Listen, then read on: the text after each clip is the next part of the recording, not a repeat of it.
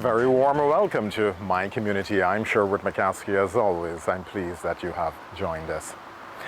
Now, with your generous support, we spent the last 4 years exploring the social fabric of various Barbadian communities. Our findings showcased in this series revealed striking commonalities. Despite geographical distances and limited communication in the mid-20th century, children in St. Lucie and St. Peter and St. Andrew engaged in similar recreational activities as those on the other side of the island, while village shops maintained a uniform essence. The divergence is to be found in the community's landscapes and how members interacted with that landscape. Expanding on this theme, our series intermittently zooms in on cross-community occurrences and their impact. This week we shall discuss the significant contribution of the Moravian Church to education here on our island. To set the stage, Hal Eiffel provides a concise overview, starting with James Young Edgehill's establishment of Ragged Schools. James Young Edgehill established those Ragged Schools very early in his career. But by the time he was ordained in the Moravian Church in Antigua and associated himself with the church, it was a critical time. It was in the 1850s. And 1852, we had the outbreak of dysentery. 1854 was the cholera outbreak, and that was a traumatic time. And the churches had to get special burial ground for those persons to be buried, because the normal burial was kind of out of the question, in the sense that there were more people than they could accommodate, so they had to get special burial ground.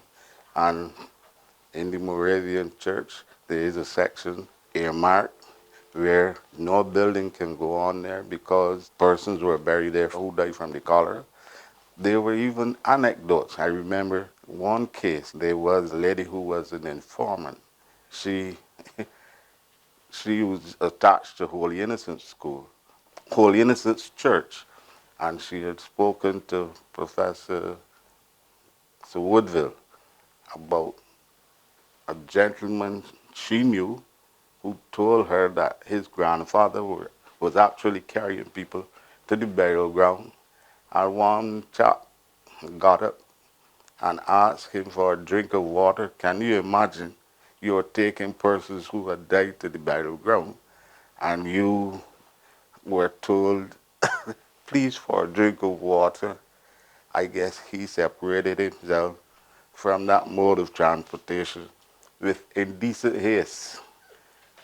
It was kind of traumatic. But there are these stories of persons in the cholera time. Well, having called attention to the topic of cholera and the burial grounds here in Barbados, we are pleased to announce that thanks to Dr. Henderson Carter and his colleagues at the Cavell campus of the University of the West Indies, there will be an upcoming mini-series focused on the 1854 cholera outbreak in Barbados and the progress the island has made since that time. As it relates to a discussion on early education in Barbados, the Anglican community is eager to share the inspiring stories of Bishop Quaritch and Bishop Parry, who played instrumental roles in establishing primary schools across this island. Similarly, the Moravian community highlights the contribution of James Young Edgehill, underscoring his fundamental role in primary education here on our island. James Young Edgehill came into the Moravian Church at a critical time. He was ordained in 1853 and as a minister in the Moravian Church, came back to Barbados, and he started his work in earnest. And it is during this time that he expanded the schools. There were 4 schools when he was associated with the Moravian Church in the early days, and by the time he had moved off the scene, now within 4 or 5 years, there were 16. And this was in response to the needs of the society. Persons died all sorts of things happened, and as a result, he was able to set up schools. And if you start in the case of Bridgetown, he was able to set up a school called the Wright School and the Hinks School. And you know that there's a street in Bridgetown named after Governor Hinks. And that governor, he actually contributed money to the setting up of the schools, Wright School. And these schools, they served a particular need. They responded to the social and economic conditions at the time. And he was able to set up these schools. He set up the Hinks School, the Wright School, and Roebuck. And he was able to set those up. And Fitzgerald Downs, who's associated with Roebuck Secondary. Now, he was educated at the Montgomery School, and he rose in the ranks, eventually became the principal of the Roebuck Primary. And then, when he retired, he was ordained as a minister and came back as a priest and did work from service to service. As time went by, they were amalgamated, and the consequence was that we had the Hinesbury School, and that has an interesting history because the Wright School, the Hinks School, and the Hinesbury, they were all attached, all associated with the Moravian Church, and a response to a social need at that time. So it was interesting that the James Young Edgell, he was able to pull the resources together and to establish those schools. Now he was able to establish one at Roebuck, and it is strange, when he set up Buxton, we spoke about the situation in Buxton. There was this Brahmin, he went in and had a prayer meeting and started the Buxton School. In the city at Roebuck, there used to be for cockfighting. It was a pit where they used to fight the animals, and they set up a school church and brought that, moralized the leisure time of those persons who were involved there. So again, we see Edgell working in the city to bring some order to the society in that part of Barbados. On his way from the city to Sharon, there's the Grace Hill School. Now, Grace Hill was set up with the assistance of the Haynes from the Bush Hall plantation. They donated some land and they were able to set up the school. The school was set up first, but the church came much later. And that was in the year of the Jubilee and so on. Now, the name Grace Hill, it is believed that it is associated with the same James Young Edgell because his son, his first son, Walter, had died in 1861, and he went to a college. I think the name was Grace Hill, and that is how we had our Grace Hill here. So when we talk about the Grace Hill, we remember the sister of Martin Collymore, who was a member of Sharon, and she was the choir mistress, teacher, the girl guides at the brownies in the primary school. She was associated with all those activities. But when you think about the Grace Hill School, you think about that particular lady. And when you think about the Grace Hill Church, you will think about Irvin Oxley. He was at Grace Hill, and he had a teaching career that spanned, I think, about 75 years. Can you imagine a man spending 75 years in the teaching profession? But he became a head teacher at a very early age. In 1925, he became the head teacher at Montgomery Boys. Prior to that, he was working in a government lab, and he was getting more money than he would have gotten in teaching. I think the teaching at the time was voluntary, although he was paid. His mother told him to go back to the teaching, and he obeyed. I think he was able to make his contribution from there. So he was in charge of the Montgomery Boys. But then it underwent a name change to the LT Gay. That has an interesting history in that LT Gay was an education officer, and the Gay family was involved in education, and he was involved in education in the early part of the 20th century. I think he retired in 1955, 56, somewhere around there, and the school was named after him because of his contribution to education in Barbados. Now, there is a story associated with the Montgomery. The Montgomery Boys was headed by a man called Alexander Messiah Jones, A.M. Jones. Now, A.M. Jones was the principal, but he also had an entrepreneurial spirit. He ended up owning 20 acres in the Black Rock area. He was involved in transportation. He had two vehicles that ply the route between Black Rock, the city, and Spikestown. He had enough land that he had cows, and he would sell milk. And so here's a man born in 1850, died in 1925, ended up owning all this land, two lime kilns on the grounds of the university.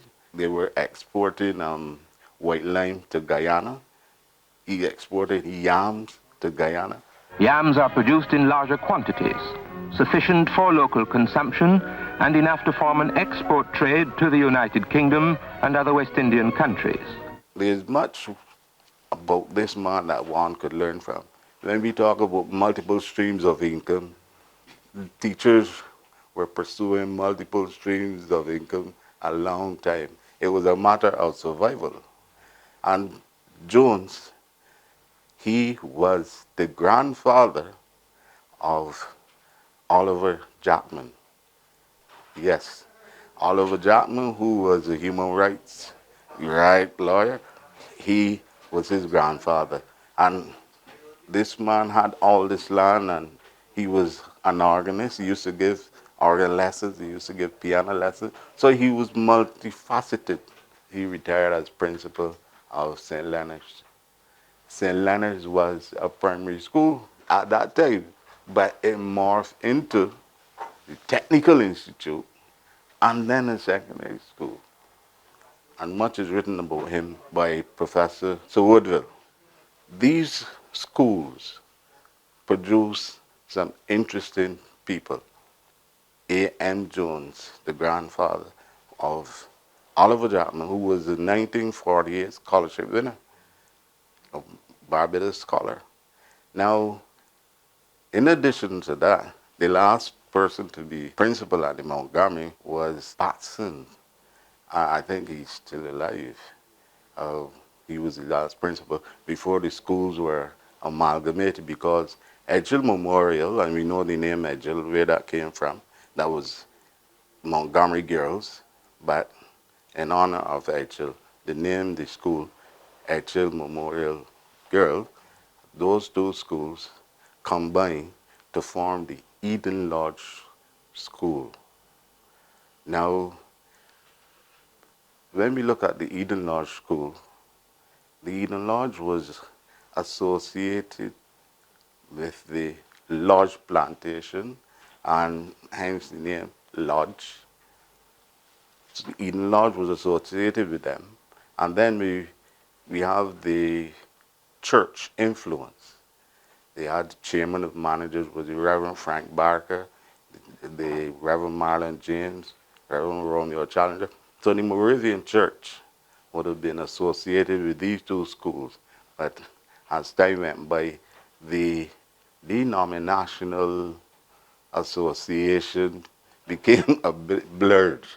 Now, in that particular area, I would say that the Moravians and the Methodists kind of dominated, because we had the Whitehall Methodists. The Whitehall Methodists was actually a school. You had the Whitehall Methodists, it was a church and a school. And the Edgell School the Montgomery School. So that area was dominated by the Methodists and the Moravians. Now, we had St. Stephen's on the western side, and on the east would have been the St. Matthew's. However, we now have the Church of the Resurrection. Now, the Church of the Resurrection is a recent phenomenon because there was a gentleman, a minister, who was called, his name was Clinkett. I don't remember the first name. And it was called Clinkett's Memorial. The Church of the Resurrection was Clinkett's Memorial. But Hurricane Janet 1955 blew it down, and it was changed to a more substantial building. So when it was rebuilt and the name changed, I guess they have their own reason why for the name change and so on, the Church of the Resurrection. Yes, so the Anglican presence is only a comparatively recent phenomenon. However, we now have the Church of Christ the King, which is in our area. So I said that I have seen the denominational thing, lines get blurred. So there's an influence of the Anglican in the region. But let us go back to the education. Now, they went into St. Joseph. Remember Clifton Hill? When we think of Clifton Hill, you have to think about the Barker family. The Barker family would have been a mainstay in the early 20th century in education in that area. The Reverend Frank Barker and his children, out of that same Frank Barker family came our own Professor Pedro Welch, who is the son of Maisie Barker Welch, who's the daughter of the Reverend Frank Barker. And they would have done tremendous work in education. I remember particularly Professor Pedro Welch. In my early days in history, I remember him saying that in order to reap some success in history, you must hit the literature with monotonous regularity. I don't know if he coined the phrase, but I remember him saying that in the history class. So Pedro Welch, Professor Pedro Welch, is one of the descendants of the Reverend Frank Barker. And I remember interviewing his daughters, Dame Maisie Barker Welch, and she told us about her father and his exploit in agriculture and winning competitions in garden competitions, choir competitions, and sowing some exotic plants, including things like kohlrabi. That is not something that is grown in our region. Yes, and artichokes. So these are exotic things which he was able to grow successfully. So he had an affinity to the land. And in his final days, I remember him being a pig farmer. So the Reverend Frank Barker, he made a tremendous contribution to education. And there's a whole list of accomplishments and associations with the union and a whole set of contributions he would have made. So Frank Barker and his family would have made an indelible mark in education. And for those reasons, the series was conceptualized to tell of their stories, to celebrate our people, their work, and a positive influence on the lives of others, and their enduring legacies. And also mention that the principal at Lester Vaughan, who's also a Barker, Reverend Frank Barker's nephew, he retired from being a principal during his time, and he was able to go on to become a minister in the Methodist Church. And it is from service to service. One kind of service to another kind of service. In education on the one hand, and then as a minister on the other. But not only Reverend Frank Barker, but we also have the Lewis family. There was a chap And this name always, when I came along, when I heard of Guinness, I would think of a particular drink. But there's Guinness Lewis. He was a stalwart at the Clifton Hill Church, and he is the father of Brigadier Rudyard Lewis. Yeah, the father of Brigadier Rudyard Lewis, who was the head of the Defense Force. So these are names associated with the Moravian Church who would have made a contribution to the church. And there was a brother called Weston, who was Guinness's brother. They were born in Trinidad, but came home when to be looked after by an aunt, and they went to school at the Clifton Hill and so on the J.R. Bailey and all. So they interesting history, but these persons contributed significantly to the life in Barbados and to school life. And their mother she was a teacher as well, and she supported her husband. He was organist. So the Lewis family would have been monumental in their contribution to the Moravian Church in those days. Well, here in Barbados, there are several individuals and families who have made sterling contributions to the development of our people. Now, these families recognized it as their duty to lay a solid foundation for our society upon which future generations could build. Many of these individuals are now prominently featured in the annals of Moravian history on our island. The Pilgrim family, how can you deal with education and not mention the Pilgrim family from Mount Tabor? And if I am not mistaken, I speak subject to correction, that might be, and that is verifiable, associated with the Charlie Pilgrim and son and so on. Pilgrims were associated with Henry Moore, who was the first black Moravian minister. James Young Edger was the first of European extraction, while Henry Moore was the first of African ancestry. And Pilgrim, married to one of his daughters. And out of that came the Reverend Cuthbert Pilgrim. And you would not remember, but there used to be a guy called Tory Pilgrim who did yoga on television and so on. And right, Pilgrim dominated in St. John at Mount Tabor. And even one of those pilgrims, Reverend Pilgrim, he had a secondary school, because in those days secondary school was not easily accessible. You had to pay. And there were many bright children who could have benefited from a secondary education. And Pilgrim, he conducted one at Mount Tabor. Yes. Many of the children who passed through there would have been influenced by his teaching. But the Pilgrims were a dominant family.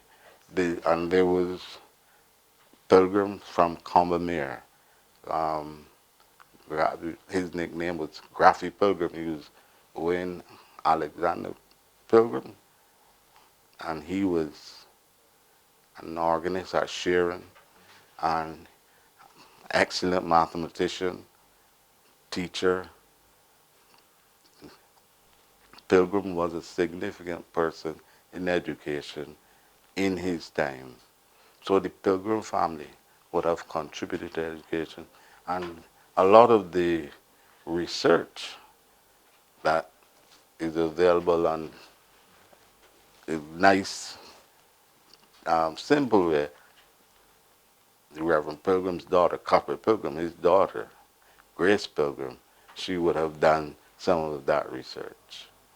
And she told me that she would get Pilgrim from Combermere to look over and to point her in the right direction in terms of his doctrine. That is Charlie Pilgrim.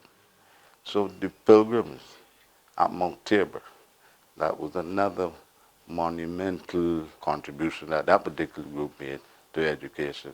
As Moravians, you know, Pilgrims were very bright people,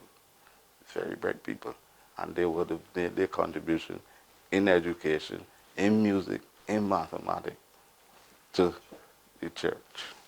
The television series Mind Community serves as a vital platform for preserving and sharing the rich tapestry of Barbadian heritage and history.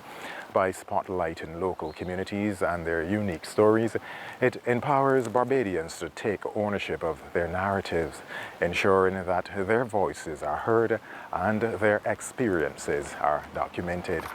In a world where external perspectives often dominate historical narratives, this series, Mind Community, stands as a beacon of self-representation, allowing Barbadians to tell their own stories authentically and with great pride. By celebrating our cultural diversity and showcasing the resilience of our people, this series fosters a deeper sense of identity and belonging among viewers, reinforcing the importance of preserving and honoring our collective heritage for generations to come. If we do not tell our stories, who will? If we do not write our history, who will? If we do not share it with future generations, the question remains, who will? My community is determined to be that platform on which our history is told. Thank you very much, Hal. This has been My Community. I'm Sherwood McCaskey. As always, do take good care of yourself and look out for the interests of your neighbors.